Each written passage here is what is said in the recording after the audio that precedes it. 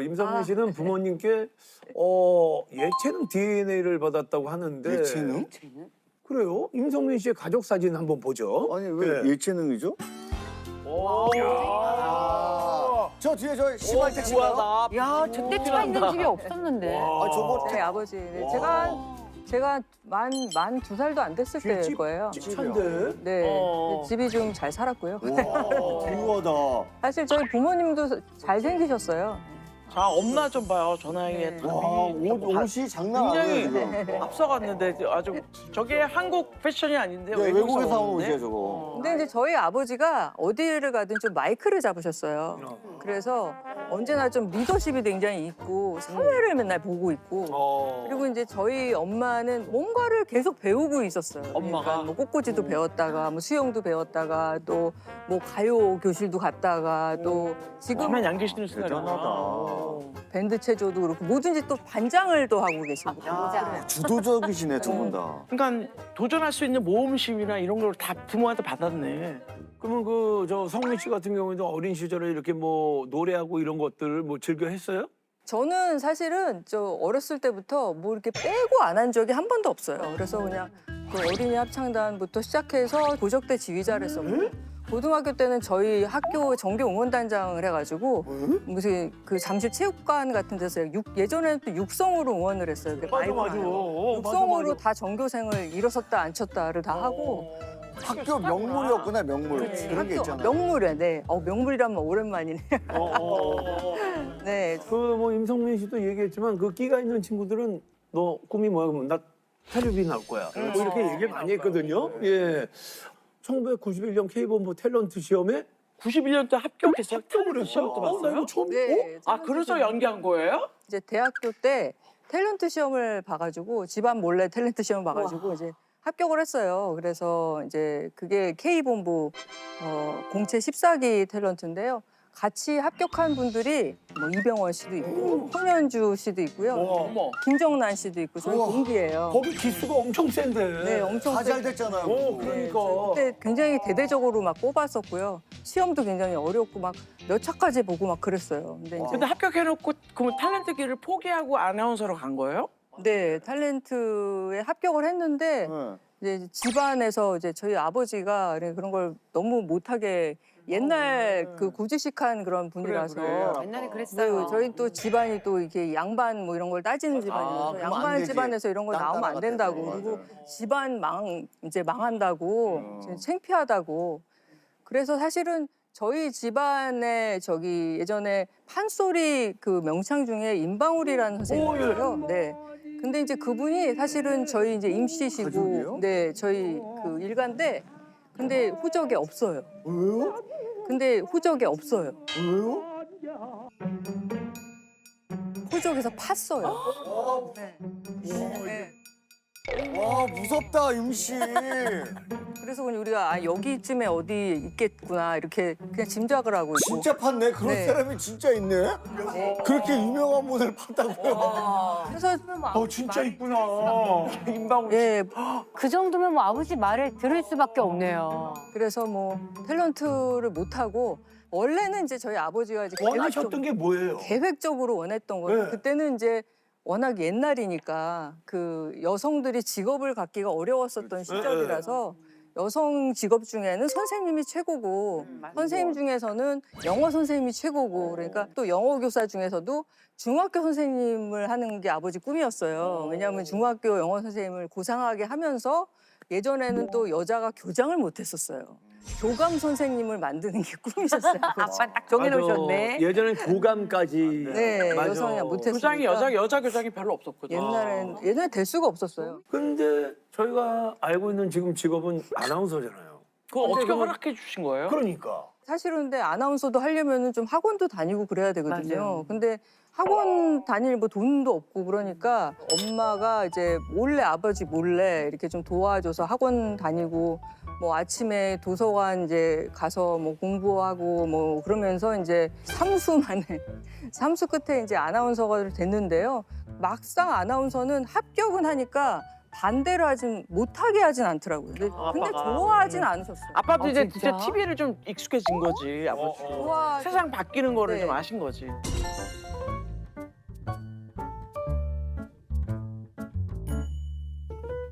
근데 이건 무슨 말이에요? 아버지의 그 반대를 무릅쓰고 아나운서가 되긴 했지만 돌이켜보면 아버지 때문에 아나운서가 되기 쉬웠다. 이게 뭐지?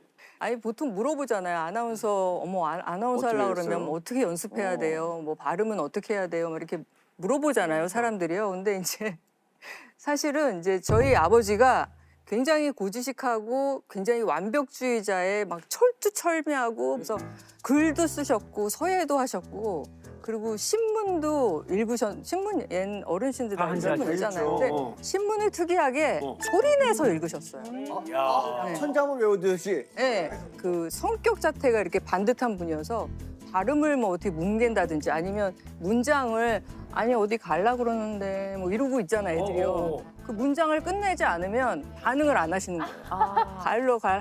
어디를 가려고 하는데 뭐 다녀와도 될까요? 까지 이렇게 문장을 끝까지 완성을 해야지. 나 같은 사람은 평생 못 나가겠네. 못 나가지. 못 나가. 갇힌 네. 거야.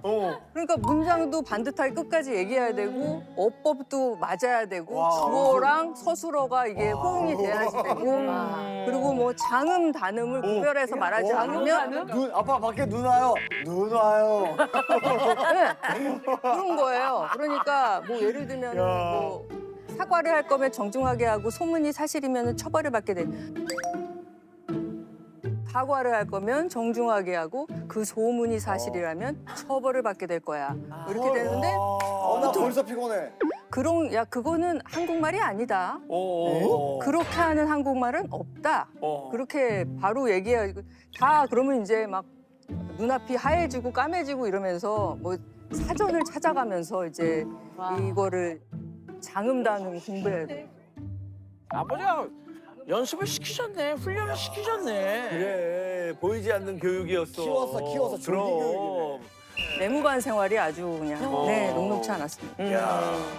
그런데 뭐 얘기를 하다 보니 궁금한 게 네네네. 그 TV에 나오는 것도 싫어하셨던 성미 씨 아버지가 이제 외국 남자 결혼하는 거는 어떻게 이렇게 허락을 하신 건지 그냥 궁금합니다.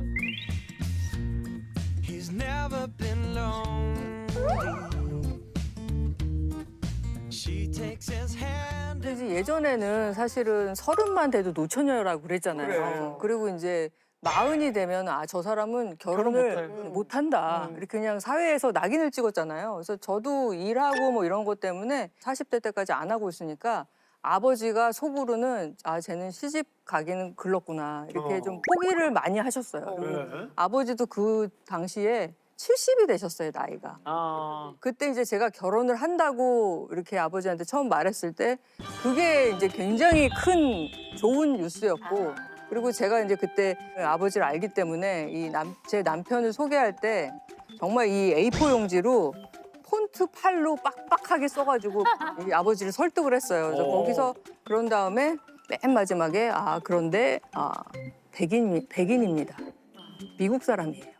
그래서 아버지가 이렇게 좀 되게 얼어가지고 얼음이 돼서 한 10초 정도 있다가 뭐 엄마가 막 그래도 만나보라 그래서 이제 만났는데 만나봤을 때는 대기업 면접같이 잡 인터뷰 면접처럼 아버지가 그냥 심층 정말 그 질문을 하면서 이제 중간에 제가 통역을 했는데 무슨 정상회담도 아니고 이게 심층 분석. 1시간 넘게 그렇게 인터뷰를 한 다음에 맨 마지막에 이제 끝나고 일어서서 정상회담 끝나면 인사하잖아요. 악수하고 하면서 아버지 딴에는 땡큐 베리 마치를 한다는 게 잘못 나와가지고 알러뷰를 했어요. 다 그렇게 하죠. 아니에요. 다 그렇게 합니다. 다행이다. 알러뷰를 하는 바람에 갑자기 그 분위기가 하하하 웃어지면서 그냥 되게 그게 좋아졌구나. 결혼을 하는 분위기로 딱 가버렸어요. 근데 그게 운명이다. 실수가 아닙니다. 저희도 그렇지. 똑같은 상황이잖아요. 저희 아빠도 우리 매형한테 할 수 있는 유일한 말이 처음 볼 때부터 I love you. 그게 어른들이 할 수 있는 표현이 내 딸 잘 부탁하고 잘해주고 나도 나 자네 좋아하네. 이게 다 포함된 거야. 세대의 표현. 그럼. 그래서 제가 일생 동안 이제 아버지가 돌아가셨는데 일생 동안 아버지가 찬송을 한 게 하나도 없어요. 제가 아주 작게 뭐 친구를 만난다 안 돼. 뭐 어디 가도 돼요 안 돼. 아나운서 당연히 안 탤런트 안 돼. 다 안 되었는데 유일하게 결혼만 예스였어요. 이야, 첫 인정이구나 아빠. 야. 네, 처음이자 마지막 인정. 야. 네. 처음으로 진짜 그 인정을 받으셨네. 네. 감동받았겠는데요. 뭐. 예, 네. 그러고서는 이제 저희 아버지가 그 최고의 칭찬으로 그랬어요. 성민이가 좀 박력은 없는데 그래도 사위 잘 얻었다고. 그래서 저희 남편이 이제 좀 약간 이제 얌전하니까 막 그렇게 남성답진 않거든요. 근데 그게 제 생애에 받아본 정말 최고의 칭찬과 인정이었어요. 근데 아버지가 늦게라도 네. 딸이 너무 좋은 사람을 만나가지고 그랬기 때문에 너무너무 기뻐하셨던 것 같아요. 네. 생각해보면 아빠들은 첫째 딸이 첫사랑이잖아요. 그렇지. 맞아, 맞아. 첫사랑이지. 저희 아빠도 언니가 정말 시집 갈 때는 엉엉 우셨고 언니가 뭐를 할 때는 반대로 훨씬 심하게 하셨고 그냥 첫 딸에 대한 애정이 너무 크셨던 게 맞아. 언니 얘기를 들으니까